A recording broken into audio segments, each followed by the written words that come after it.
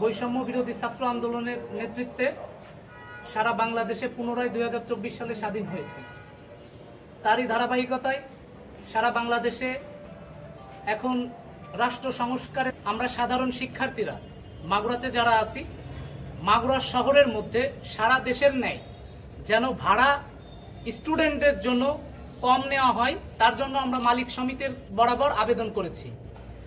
মাগুরা জেলা মালিক সমিতি আমাদেরকে অ্যাকসেপ্ট করে ভাড়া 30% সারা মাগুরাতে মওকুফ করেছে স্টুডেন্টদের জন্য।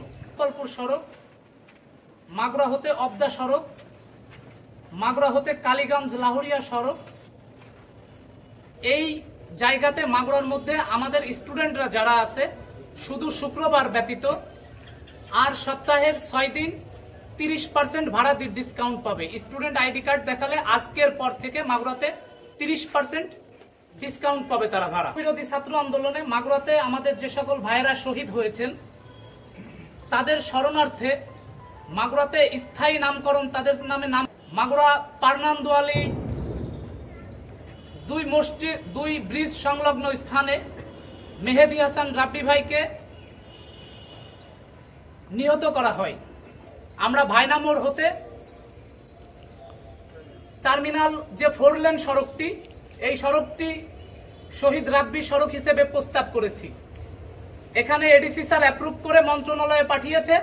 আজকের পর থেকে এই রাস্তাটি আসাদুজ্জামান সড়ক বাদ দিয়ে আমরা শহীদ রাব্বি সড়ক বলতে আর কোনো বাধা থাকলো না। এবং যে ব্রিজটি, এই ব্রিজটি আজকের পর থেকে আমরা শহীদ রাব্বি সেতু হিসেবে বলতে আমাদের কোনো বাধা থাকলো না। নাকল বাজার পর্যন্ত যে সড়কটি আছে সেই সড়কটি আজকের পর থেকে শহীদ ফরহাদ সড়ক হিসেবে পরিচিত হবে। এবং মাগুরাতে আরো যে 7 জন শহীদ আছেন তার সময়ের মধ্যে তাদের পরিবারের সঙ্গে কথা বলে তাদের নামেও আমরা বিভিন্ন সড়ক এবং রাস্তা নামকরণ করব ইনশাআল্লাহ। নগদ কালেকশন হয়েছে 2,97,813 টাকা।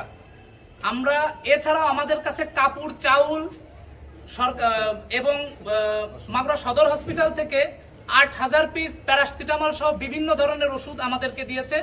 সড়ক ও জনপদ থেকে মাগুরা থেকে আমাদেরকে গাড়ি দিয়েছে। এছাড়াও সকল সরকারি দপ্তর থেকে আমাদেরকে সহযোগিতা করেছে। আমাদের এই মূল ক্যাশ থেকে আমরা টাকা খরচ করেছি 1,77,982 টাকা। তা দিয়ে আমরা বিভিন্ন চাউল থেকে শুরু করে নিত্য প্রয়োজনীয় দ্রব্য কিনেছি। তাদের অবশিষ্ট টাকা আছে 1,19,849 টাকা। আমরা এই টাকা নগদ অর্থ তাদের কাছে পৌঁছে দিব আমাদের টিমের কাছে। বন্যা যখন সেরে যায়, তারপরে যখন পানি শুকিয়ে যায়, তখন এই মূল ক্রাইসিসটা আসলে আসছে, তখনই তাদের অর্থনৈতিক খুব জটিলতার মধ্যে পড়ে। আমরা যেন আমাদের মাধ্যমে তাদেরকে অর্থনৈতিক সহযোগিতা করতে পারি এবং প্রত্যেকের খামের মাধ্যমে 2-4 হাজার করে টাকা দিতে পারি। এজন্য 1 লক্ষ টাকা আমরা নগদ তাদেরকে পাঠিয়ে দিব।